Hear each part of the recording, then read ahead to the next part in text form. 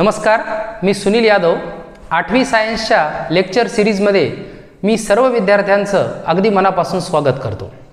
Science हा एक अत्यंत इंटरेस्टिंग असा विषय आहे आणि 8वी सायन्सचा आपल्याला आज अतिशय चांगला एक सुंदर चॅप्टर बघायचा आहे, ज्याचं नाव आहे invisible living world beyond our naked eye. Science शिकत असताना दोन गोष्टी अत्यंत महत्त्वाच्या आहेत. याच्यामधल्या टर्म समजून घेणं आणि जे काही शब्द आलेले आहेत सायन्समध्ये त्या शब्दांची मिनिंग समजून घेणं हा सायन्स शिकण्यासाठीचा, सायन्सबद्दल पॉझिटिव्ह अप्रोच तयार करण्याबद्दलचा अतिशय एक महत्त्वाचा दृष्टिकोन आहे.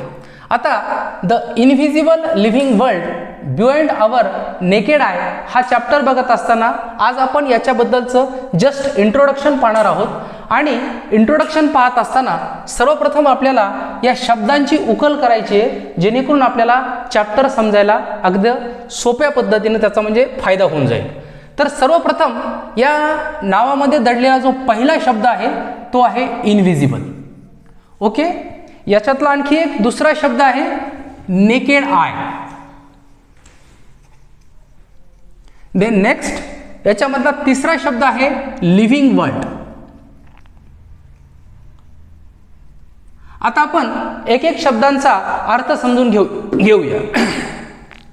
सर्वप्रथम आपण बघूया की इनव्हिजिबल या शब्दाचा अर्थ काय होतो. या इनव्हिजिबल शब्दामध्ये एक शब्द दडलेला आहे, तो आहे व्हिजिबल. व्हिजिबल म्हणजे काय? आपल्याला स्पष्टपणे दिसणाऱ्या गोष्टी. आणि इनव्हिजिबल म्हणजे काय? ज्या गोष्टी आपल्याला दिसत नाहीत अशा गोष्टी. मग इनव्हिजिबल या शब्दाचा अर्थ काय होतो? दॅट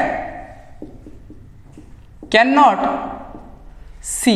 ज्या गोष्टी दिसत नाहीत त्याला आपण इनव्हिजिबल असं म्हणतो. आता दुसरा शब्द आलेला आहे नेकेड आय. याचा अर्थ काय होतो? नेकेड आय म्हणजे काय की आपल्या उघड्या डोळ्यांना दिसणाऱ्या गोष्टी. उघड्या डोळ्यांना दिसणाऱ्या गोष्टी म्हणजे याच चॅप्टरमध्ये या नेकेड आय बद्दल आणखी एक टर्मिनॉलॉजी आलेली आहे, ती आहे अनएडेड आय. याचा पण अर्थ काय होतो? सेम होतो, उघड्या डोळ्यांना दिसणाऱ्या गोष्टी. आता तिसरं याच्यामधलं टर्म आलेली आहे लिव्हिंग वर्ल्ड. लिव्हिंग वर्ल्डमध्ये काय येतं? तर लिव्हिंग वर्ल्डमध्ये येतात ऑर्गॅनिझम्स. लिव्हिंग वर्ल्डमध्ये काय येतात? ऑर्गॅनिझम्स. आता प्रश्न पडतो की ऑर्गॅनिझम या शब्दाचा अर्थ काय आहे. बघा, आपण पहिल्यांदा समजून घेऊया what is the meaning of organism. तर ऑर्गॅनिझम या शब्दाचा अर्थ होतो ऑल लिव्हिंग थिंग्स. ऑर्गॅनिझम म्हणजे काय? All living things whether plants or animals. Organisms मध्ये काय येतं? अशा सर्व गोष्टी येतात. त्या प्लांट्स पण असू शकतात, त्या ॲनिमल पण असू शकतात. अशा सर्व गोष्टी कशामध्ये इन्क्लूड होतात? ऑर्गॅनिझम्समध्ये इन्क्लूड होतात. आता आपण आपल्या अवतीभोवती अनेक प्रकारचे ऑर्गॅनिझम्स पाहतो. जसं की बघा, आपण एलिफंट पाहतो, हॉर्स पाहतो, डॉग पाहतो, कॅट पाहतो, माऊस पाहतो, फ्रॉग पाहतो. हे प्रत्येक ऑर्गॅनिझम्स आपल्याला कसे ओळखू येतात? ह्या प्रत्येकाचं वैशिष्ट्य वेगवेगळं आहे. म्हणजे हे ऑर्गॅनिझम्स पाहिल्यानंतर आपल्याला असं लक्षात येतं की कुठलाच ऑर्गॅनिझम्स सारखा नाहीये. म्हणजे काही इन्सेक्ट पाहतो, काही बर्ड्स पाहतो, ह्या प्रत्येकामध्ये काहीतरी वेगळेपण आहे. म्हणजे काय, कशामध्ये वेगळेपण आहे? तर आपल्याला असं लक्षात येईल की या प्रत्येकाची जी साईज आहे ती वेगळी आहे. या प्रत्येकाची साईज काय आहे? वेगळी आहे. दुसरं काय करता येईल आपल्याला? या प्रत्येकाचा जो शेप आहे तो पण वेगळा आहे. कुठल्याच ऑर्गॅनिझमचा शेप सारखा नाहीये. ऑर्गॅनिझम बदलला की त्याचा शेप बदलतो. ऑर्गॅनिझम बदलला की त्याची साईज बदलते. तिसरा प्रकार आहे त्या ऑर्गॅनिझमचं असलेलं स्ट्रक्चर. कुठल्याच ऑर्गॅनिझमचं स्ट्रक्चर, जे वेगवेगळे ऑर्गॅनिझम्स आहेत त्यांचं स्ट्रक्चर सारखं नाहीये. चौथी गोष्ट कोणती आहे? त्या ऑर्गॅनिझम्सचा कलर. डॉग वेगळा, कॅट वेगळी, हॉर्स वेगळा, इन्सेक्ट्स वेगळे, बर्ड्स वेगळे. या प्रत्येकाची साईज वेगळी, शेप वेगळा, स्ट्रक्चर वेगळं आणि कलर वेगळं. आता या प्रत्येकाचं जे वेगळेपण आहे, ऑर्गॅनिझम्स हे सगळे कसे वेगवेगळे आहेत. आता आपण परत या मूळ टॉपिककडे येऊया. याच्यामध्ये आपल्याला काय दिलेलं आहे?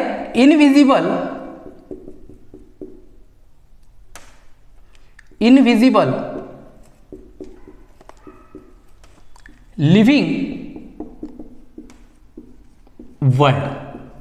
आता प्रश्न पडतो की इनव्हिजिबल लिव्हिंग वर्ल्ड. सर तुम्ही तर म्हणताय की ऑर्गॅनिझम्स आपल्याला, तुम्ही जे एवढे नावं सांगितले ते सर्व ऑर्गॅनिझम्स तर आपल्या उघड्या डोळ्याने दिसतात आणि आपल्याला चॅप्टरचं तर नाव आहे invisible.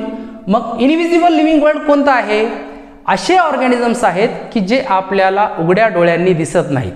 The organisms which are not seen with our naked eyes. म्हणजे असं सुद्धा आपल्या अवतीभोवती विश्व आहे की जे आपल्या डोळ्यांना दिसत नाही. मग ह्या इनव्हिजिबल लिव्हिंग वर्ल्डमध्ये काय येतं, अशा कोणत्या गोष्टी आहेत की ज्या इनव्हिजिबल लिव्हिंग वर्ल्डमध्ये येतात? तर त्याचं उत्तर आहे मायक्रो ऑर्गॅनिझम्स. त्याचं उत्तर काय आहे? Micro organisms. आता पुन्हा प्रश्न पडतो, सर ऑर्गॅनिझम्स आणि मायक्रो ऑर्गॅनिझम्स, आपण ऑलरेडी ऑर्गॅनिझम्स बघितलेले आहे, आता ही नवीन टर्म आहे मायक्रो ऑर्गॅनिझम्स. बघा या शब्दामध्ये ऑर्गॅनिझम्स हा ऑलरेडी आपण शब्द बघितलेला आहे. What is organisms? All living plants, whether all living beings, whether plants or animals, that is called as the organisms. मग याच्या आणि याच्यामध्ये वेगळेपण काय आहे? तर ते वेगळेपण या शब्दामध्ये लपलेलं आहे. हा शब्द आहे मायक्रो. मी परत एकदा सांगतो, सायन्स शिकत असताना शब्दाची फोड खूप महत्त्वाची आहे.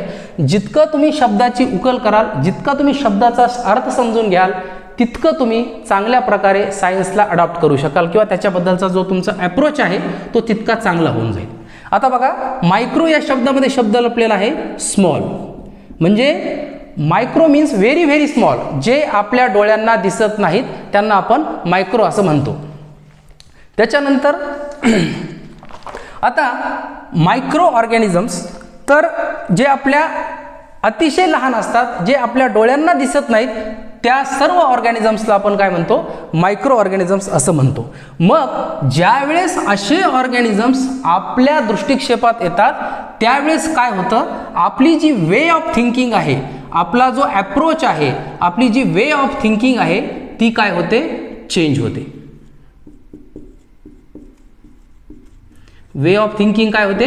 चेंज होते. आता हे विचारसरणी जी आपली वे ऑफ थिंकिंग जी आहे सायन्सबद्दलची, ती चेंज का होते? तर त्याचं कारण आहे आपल्याला हे ऑर्गॅनिझम्स जे आपल्या डोळ्यांना दिसत नाहीत ते कोणत्या कोणत्या गोष्टीबद्दल वेगळे पण आहे त्यांचं? साईज असेल, शेप असेल, त्याच्यानंतर कॉम्प्लेक्सिटी असेल, अशा सर्व गोष्टींमध्ये हे काय आहेत? वेगळे आहेत. आता प्रश्न पडतो, सर हे जर ऑर्गॅनिझम्स आपल्याला उघड्या डोळ्याने दिसत नाहीत मग दिसतात कशानं?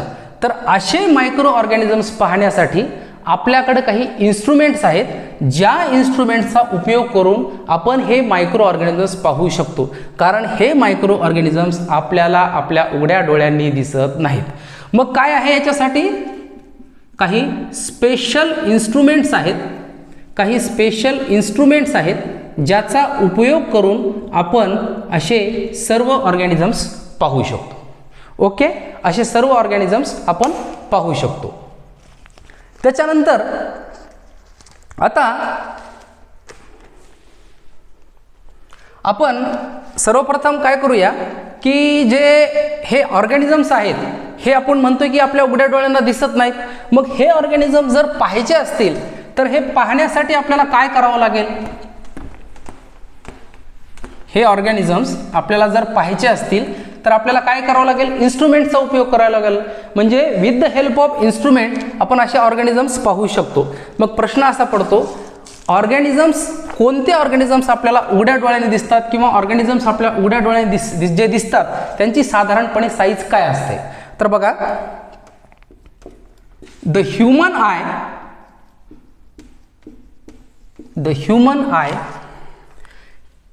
can only see objects which are above certain size. म्हणजे काय? आपण तेच ऑर्गॅनिझम्स बघू शकतो की जे एका विशिष्ट साईजच्या वर आहेत, विशिष्ट साईजच्या वर आहेत. आता कोणते ऑर्गॅनिझम्स आपण बघू शकतो? साईज म्हणजे काय? साधारणतः आपण साईज कशामध्ये मोजतो? मीटरमध्ये मोजतो किंवा सेंटीमीटरमध्ये मोजतो. पण हे काय आहेत? मायक्रो ऑर्गॅनिझम्स आहेत. आपण त्यांना उघड्या डोळ्याने पाहू शकत नाही. तर उघड्या डोळ्याने हे मायक्रो ऑर्गॅनिझम पाहू शकत नाही म्हणून यांची जी साईज असते ही अत्यंत छोट्या युनिटमध्ये मोजतात आणि ती छोटी युनिट म्हणजे असतात मिलीमीटर किंवा मायक्रोमीटर. ओके, ठीक आहे, आपण या ठिकाणी थांबूया. धन्यवाद.